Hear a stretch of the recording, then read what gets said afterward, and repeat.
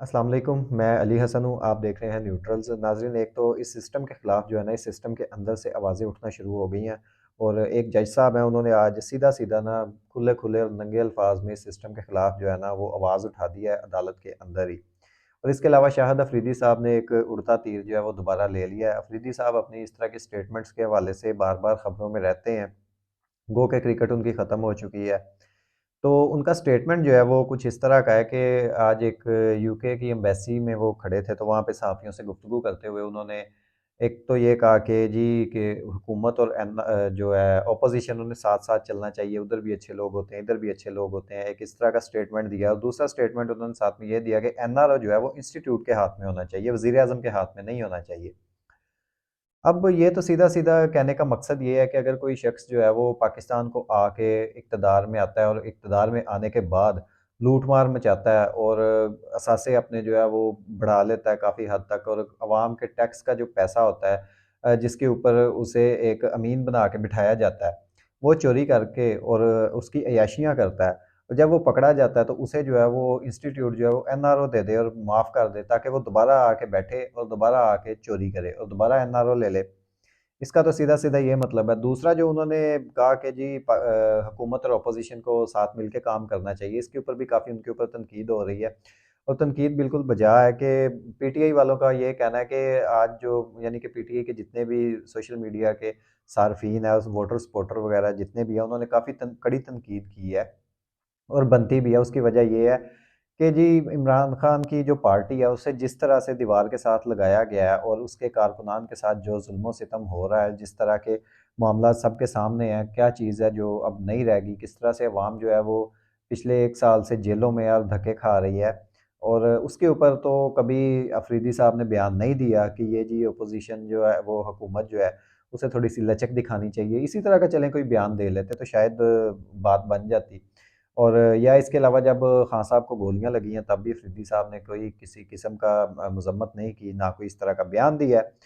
तो इस वजह से पीटीआई वाले जो है ना वो उनके ऊपर काफ़ी कड़ी तनकीद जो है ना वो जारी रखे हुए हैं। ये था अफरीदी साहब का मामला।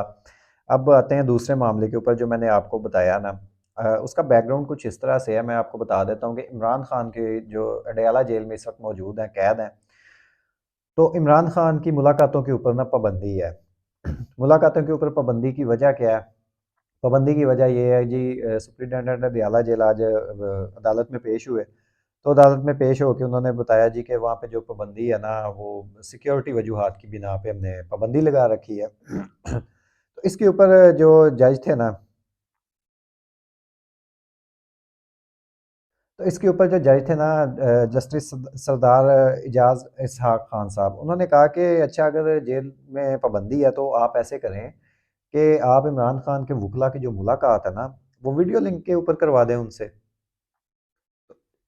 सुप्रिटेंडेंट अडयाला जेल ने ये कहा कि देखें जेल रूल जो है ना जेल रूल में ऐसी कोई भी बात नहीं लिखी हुई जिसकी जो कि हमें इस चीज़ की इजाज़त देती हो कि हम इमरान खान की वीडियो लिंक के ऊपर उसके वकला से मुलाकात करवा दें। तो इसके ऊपर जज साहब ने कहा कि देखिए जेल रूल तो 1978 के बने हुए हैं, तो तब इस तरह की तो कोई टेक्नोलॉजी नहीं थी कि वीडियो कॉल या कॉल वगैरह की कोई इस तरह की टेक्नोलॉजी होती, तो अगर वो होती तो वो उसमें लिख दी जाती। तो उसके ऊपर उन्होंने कहा कि नहीं जी जेल रूल के अंदर तो नहीं है कोई भी इस तरह की बात, तो हम नहीं करवा सकते। इसके ऊपर जज साहब ने आगे से ना कहा कि देखें अभी कुछ दिनों पहले जो पंजाब की हुकूमत है उसने इस चीज़ का ऐलान किया कि हम लाहौर की कोट लखपत जेल में एशिया की पहली जेल होगी जिसे ये सहूलत मुहैया करने जा रहे हैं कि वहाँ के जो कैदी हैं वो अपने लवाहिकीन के साथ ऑनलाइन जो है वो मीटिंग कर सकते हैं, मुलाकातें कर सकते हैं। तो पिंडी भी पंजाब में आता है। इसके ऊपर जो है ना वो सुप्रिटेंडेंट जेल जो है ना वो थोड़े डिफेंसिव हो गए। अच्छा, इसके ऊपर जस्टिस सरदार इजाज़ इसहाक़ खान साहब ने बड़े ही इंपॉर्टेंट रिमार्क्स दिए हैं। वो इंपॉर्टेंट रिमार्क्स क्या हैं वो सुन लें आप। उन्होंने कहा कि कानून का थोड़ा-सा भरम रहने दें, कभी तो हमें भी लगता है कि हम सब यहाँ बैठकर ड्रामा कर रहे हैं। सबको पता है क्या हो रहा है, कैसे हो रहा है, कहाँ से हो रहा है, लेकिन कोई कुछ कर नहीं पा रहा। सुप्रिटेंडेंट अडयाला जेल भी कठपुतली है और आरपीओ रावलपिंडी भी कठपुतली है। इनको ऑर्डर कहीं और से आते हैं, ये इन ऑर्डर्स के पाबंद हैं। जब वहाँ से ऑर्डर आना बंद हो गए तब सिस्टम ठीक हो जाएगा। जब तक ऑर्डर आते रहेंगे तब तक बिल्कुल ऐसा ही चलता रहेगा। इसके अलावा जैसा आपने कहा कि इस सिस्टम को ठीक करने के लिए 200 से 300 जो सिविल सर्विस के अफ़सरान हैं, उनको कुर्बानी देना होगी। इनको गैर कानूनी अहकामात मानने से इनकार करना होगा, लेकिन मसला ये है कि इनको इकट्ठा करे कौन?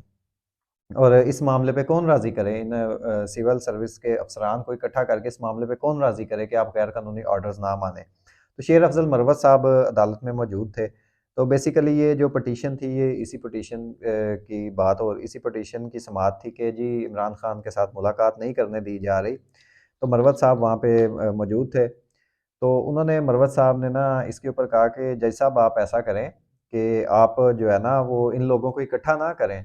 आप एक ऑर्डर कर दें, तो एक ऑर्डर करने के बाद जो है अगर आपका कोई ऑर्डर नहीं मानता तो उसे सज़ा दें। और इसके ऊपर ना जज साहब ने मज़ीद जो कहा वो बहुत ही एक संगीन किस्म की बात है। जज साहब ने कहा कि एक तरफ कागज़ का टुकड़ा है, यानी कि जो जज साहब का ऑर्डर है। एक तरफ कागज़ का टुकड़ा है, दूसरी तरफ इनके सरों पर बंदूकें हैं। इनकी फैमिलीज़ को थ्रेट्स हैं क्योंकि इनकी 15-15, 18-18 साल की सर्विसेज़ हो चुकी है। तो ये भी थ्रेट में ही आता है कि जॉब वगैरह चली जाएगी, छीन ली जाएगी, तो बाद में जो फैमिलीज़ हैं वो किस तरह से सर्वाइव करेंगी। और इसके अलावा कहा कि अब बात ये है कि ये शहीद होने वाली बात है। 200 से 300 अफराद को कुर्बानी देनी होगी, शहीद होना होगा, तो फिर ये निज़ाम ठीक होगा। ये हालात हैं जी कि अब तो जजेस जो हैं ना वो भी इस हद तक आ गए हैं कि उन्होंने सीधी-सीधी, नंगी-नंगी बातें करनी शुरू कर दी हैं।